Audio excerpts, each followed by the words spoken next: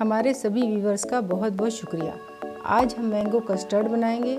इसमें चीनी की जगह हम आम की प्यूरी यूज़ करेंगे।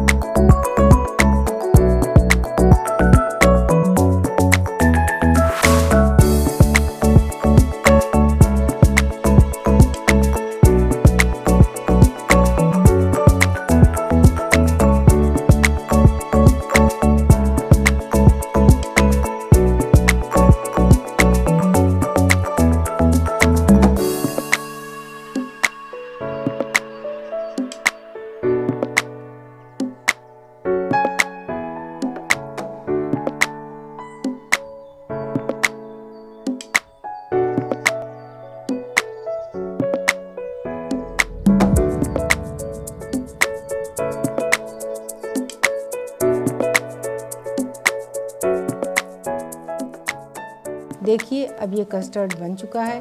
वैसे तो डायबिटीज़ के पेशेंट्स को आम खाने को भी मना करते हैं, लेकिन चीनी के मुकाबले में आम बेटर ऑप्शन है। इस तरह की टेस्टी रेसिपीज़ के लिए मेरे चैनल को सब्सक्राइब करें।